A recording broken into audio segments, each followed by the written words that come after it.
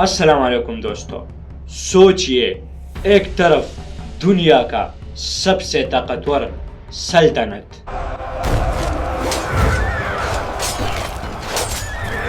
ہزاروں سال پرانی پرشین سپر پاور،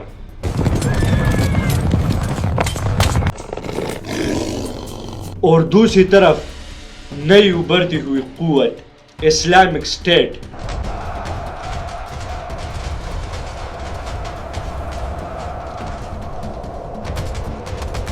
جو کچھ سال پہلے عربین پیننسلا میں قائم ہوئی تھی۔ ایک طرف 1,00,000 کے قریب پرشین فوج، وار ایلیفینٹس، ہیوی آرمر اور پروفیشنل سولجرز، اور دوسری طرف 30-40 ہزار مسلم مجاہدین۔ اور پھر ایسی جنگ ہوئی جس نے نہ صرف پرشین امپائر کو ہلا کر رکھ دیا بلکہ پوری دنیا کی پولیٹیکل میپ کو بدل دیا۔ یہ تھی جنگ قادسیہ، اور آج ہم جنگ قادسیہ فل ڈیٹیل سے ایکسپلین کریں گے، تو آخر تک ہمارے ساتھ جڑے رہیے۔ 7th سینچری میں ساسانی امپائر دنیا کی سب سے بڑی طاقت تھی۔ ان کا انفلوئنس عراق، ایران اور سینٹرل ایشیا تک تھا، لیکن اس وقت پرشیا اندر سے کمزور ہو چکا تھا۔ شہنشاہ کی سیاست انسٹیبل تھی، لگاتار سول وار چل رہی تھی، ٹیکس اور ظلم سے عوام ناراض تھے۔ اس دوران اسلام تیزی سے پھیل رہا تھا۔ حضرت ابوبکر رضی اللہ عنہ کے دور میں مسلمز نے عراق میں انٹری کی، اور پھر جب حضرت عمر رضی اللہ عنہ خلیفہ بنے تو اس نے پرشیا کے خلاف فل کمپین شروع کیا۔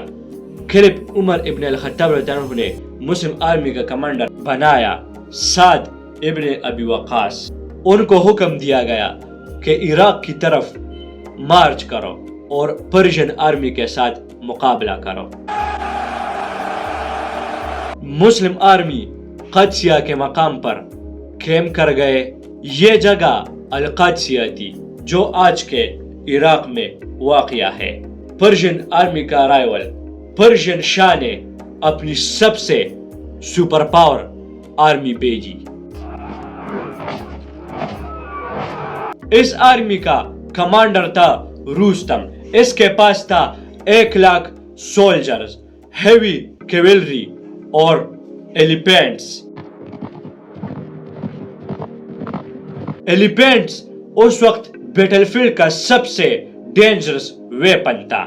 ان کا کام تھا سولجرز کو ڈرانا، مسلم لائن کو توڑنا اور گھوڑوں کو بھگا دینا۔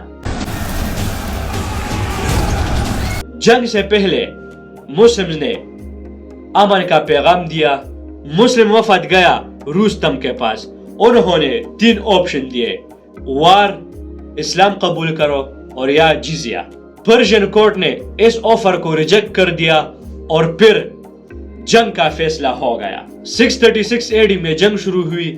پرشین آرمی نے ایلیفینٹس کو فرنٹ لائن پر رکھ دیے۔ ایلیفینٹس کو دیکھ کر مسلم گھوڑے ڈر گئے، لائنز ٹوٹنے لگی۔ مسلم سولجرز کو مشکل بہت ہوئی۔ اس دن پرشیا کا پریشر بہت زیادہ تھا۔ دوسرے دن بیٹل فیلڈ پر رینفورسمنٹ پہنچی۔ کمانڈر تھے القعقاع ابن عمر۔ انہوں نے بیٹل فیلڈ کا مومنٹم بدل دیا۔ قعقاع نے اسٹریٹجی یوز کی، مسلم آرمی کو چھوٹی چھوٹی گروپ میں بھیجنا، ہر گروپ فریش اٹیک کرتا۔ اس سے پرشین آرمی کنفیوز ہو گئی۔ ایلیفینٹس کا حال، مسلم آرمی نے پلان بنایا، ایلیفینٹس کو ٹارگٹ کیا۔ آرچرز نے ایلیفینٹ کے آنکھوں اور ماؤتھ پر اٹیک کیا۔ جب ایلیفینٹس کنٹرول سے باہر ہو گئی تو وہ اپنی پرشین آرمی کو کچالنے لگے۔ بیٹل فیلڈ کا بیلنس چینج ہو گیا۔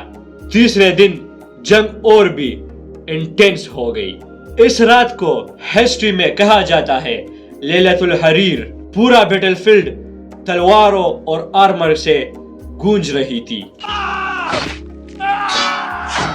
مسلم سولجرز اور پرشین پوری رات لڑتے رہے۔ فائنل ڈے، رستم کی موت۔ آخری دن ایک ڈراماٹک مومنٹ آیا۔ Persian commander Rustam battle field میں مار دیا گیا۔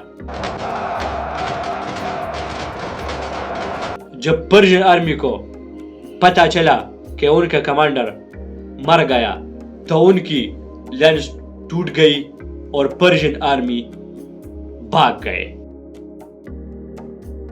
اس جنگ کے بعد مسلم نے تسپون کیپچر کر لیا جو پرشین کا کیپٹل تھا۔ یہ جنگ اتنی بڑی تھی کہ پرشین امپائر کولیپس ہونے لگا، عراق مسلم کنٹرول میں آ گیا، اسلام پرشیا میں پھیلنا شروع ہو گیا۔ ہسٹوریکل امپیکٹ، بیٹل القدسیہ دنیا کے سب سے امپورٹنٹ جنگوں میں مانا جاتا ہے۔ اس جنگ کے بعد ساسانی امپائر کمزور ہونے لگا، مسلم ایکسپینشن سینٹرل ایشیا تک پہنچ گئی، مڈل ایسٹ کا پاور بیلنس چینج ہو گیا۔ یہ جنگ صرف ایک بیٹل فیلڈ وکٹری نہیں تھی، یہ ہسٹری کا ٹرننگ پوائنٹ تھی۔ قدسیہ کی جنگ نے ثابت کر دیا کہ کبھی کبھی چھوٹی آرمی بھی بڑی سپر پاور کو ہرا سکتی ہے اگر اس کے پاس ہو اسٹرانگ لیڈرشپ، اسٹریٹجی اور یقین۔ اور اسی لیے ہسٹری میں جنگ قدسیہ کو کہا گیا اسلام کے سب سے ڈیسیسیو وکٹریز میں شمار کیا جاتا ہے۔ جزاک اللہ۔